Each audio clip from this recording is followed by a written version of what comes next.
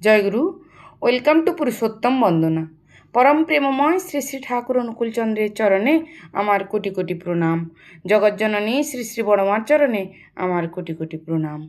পরম পূজ্যপাদ শ্রী শ্রী বরদার চরণে আমার কোটি কোটি প্রণাম।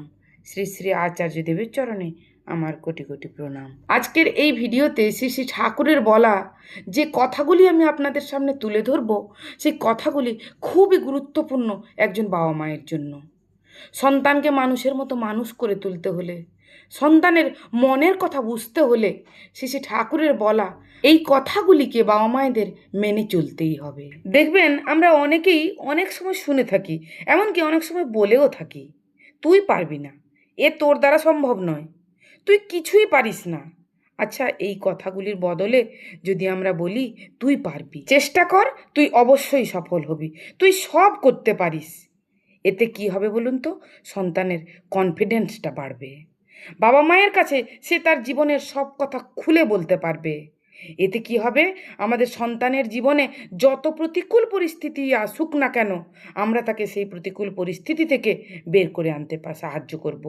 বা অনেক সময় সে নিজেও বেরিয়ে আসতে পারবে, কেননা সে তো জানে আমার বাবা, আমার মা আমার সাথে সব সময়ই আছে। এতে আমাদের বাবা মায়ের আরেকটা খুব লাভ হয়, কি বলুন তো? আমাদের সন্তান আমাদের কাছে কখনো মিথ্যা কথা বলে না, সে সব সময় আমাদের কাছে সত্যি কথা বলতে চেষ্টা করবে। শ্রী ঠাকুর বলছেন, ধরেন আপনি শিক্ষক বা অভিভাবক, ছেলে একটা জিনিস বুঝতে পারছে না, কিন্তু সে যদি সেই কথা আপনার কাছে অকপটে বলতে না পারে, বলতে গেলে আপনার কাছে অযথা ধমক খায়, তাহলে তার গোঁজামিল দেওয়ার প্রবৃত্তি হবে, না বুঝেও বলবে বুঝেছি। এতে তার মাথাটাই একটা আবর্জনার স্তূপ হয়ে থাকবে। ধীরে ধীরে সব ব্যাপারই গোঁজামিল দিয়ে চলতে অভ্যস্ত হবে। পরে তার চলন চরিত্রের মধ্যে সামঞ্জস্যের সূত্র খুঁজে পাওয়া যাবে না, কারণ ধারণা যাদের কদাকার, চলনও তাদের সামঞ্জস্যহীন হয়ে ওঠে। তাই শিক্ষকের বা অভিভাবকের খুব সহ্য, ধৈর্য ও সহানুভূতি থাকাটা খুব দরকার। শ্রী শ্রী ঠাকুর বলছেন, আবার ধরেন আপনি হয়তো একজন অভিভাবক, আপনার ছেলে হয়তো কোনো চারিত্রিক দুর্বলতা বা মানসিক দ্বন্দ্বের মধ্যে পড়ে কষ্ট পাচ্ছে, কিন্তু নিস্তারের পথ পাচ্ছে না। সে যদি জানে যে আপনার কাছে বললে আপনি রূঢ় আচরণ করবেন না বা আপনি তার সঙ্গে খারাপ ব্যবহার করবেন না, সহানুভূতির সঙ্গে বিহিত সমাধান দেবেন, প্রয়োজন হলে মাত্রা মতো সহানুভূতি স্নিগ্ধ শাসন করবেন, আবার তার ব্যক্তিত্বের মর্যাদা 10-এর কাছে অক্ষুণ্ণ রাখবেন, তাহলে সে কিন্তু আপনার কাছে সব কথা খোলাখুলি বলে রেহাই পেয়ে যেতে পারে। আর তা যদি না হয়, সে ক্রমাগত গোপন করতে থাকবে, আপনাকে দিয়ে তার পরিশুদ্ধির কোনো কাজই হবে না। আর ওই প্রবৃত্তির বশ্যতায় সেও হয়তো আপনার কোনো কাজে লাগতে পারবে না। কালে কালে তার প্রবৃত্তির খোরাক পায় এমনতর দলের খপ্পরে পড়ে বিচ্ছিন্ন হয়ে পড়বে আপনার থেকে। এই রকম কত ব্যাপার যে ঘটে তার ইয়াত্তা আছে। আবার দেখা যায় যেসব পরিবারে অযথা কঠোর শাসন করে, সেই সব পরিবারের ছেলেরা বেশি করে মিথ্যা কথা বলে ও অবাধ্য হয়। তাই বলে শাসন করা যে অন্যায় তা কিন্তু নয়। শাসন ও সোহাগের সুষ্ঠু সমাবেশ চাই, আর মাত্রা জ্ঞানও চাই। ফলকথা, শিক্ষক ছাত্র, পিতা পুত্র ইত্যাদির মধ্যে এমনতর একটা নিবিড় প্রীতির সম্বন্ধ চাই, সম্মানযোগ্য দূরত্ব সমন্বিত অন্তরঙ্গতা ও সাহচর্য চাই, যে ছাত্র যেন শিক্ষকের কাছে, পুত্র যেন পিতার কাছে নিজেকে উন্মুক্ত করতে ভয় না পায়। তারা যেন তাঁদিগকে পরম নির্ভরযোগ্য আশ্রয়স্থল বলে ভাবতে পারে, এবং তা যেন যথাসম্ভব সর্বব্যাপারে। আবার সারাদিনের মধ্যে সবার অবসর মতো কোনো না কোনো সময়ে পরিবারের সকলে মিলে হাস্য আলাপ আলোচনা, গল্পগুজব, নির্মল হাস্য পরিহাস ইত্যাদি করার রেওয়াজ যদি থাকে, তাহলে ভালোই হয়। পরিবারের সকলে মিলে একসঙ্গে নিত্য বিনীত প্রার্থনা, গান ইত্যাদি করাও ভালো। সর্বোপরি অভিভাবক, শিক্ষক সবারই হওয়া চাই আদর্শনিষ্ঠ। তা না হলে কিন্তু কিছুই হবে না। একটা ছোট্ট ঘটনা বলে আমি আজকের ভিডিওটা শেষ করব, যে ঘটনাটার সম্মুখীন আমরা আমাদের জীবনে অনেকেই হয়েছি।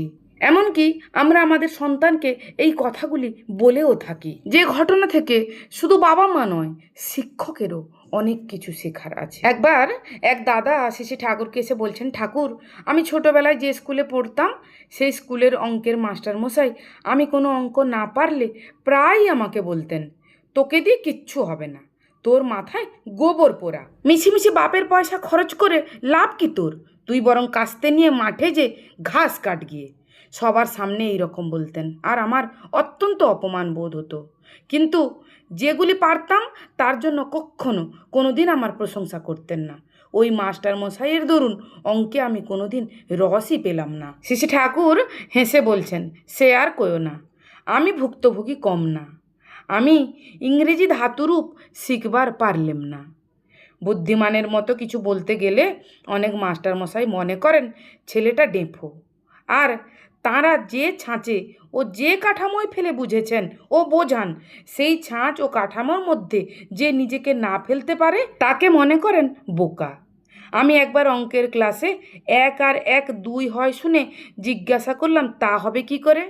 বরং দুটো এক হতে পারে, কারণ দুনিয়ার দিকে প্রকৃতির দিকে চেয়ে আমার তখনকার মতো অভিজ্ঞতায় যা হয়েছিল তাতে এইটুকু বুঝেছিলাম, সৃষ্টির মধ্যে কোথাও কোনো দুটো জিনিস ঠিক সমান নয়।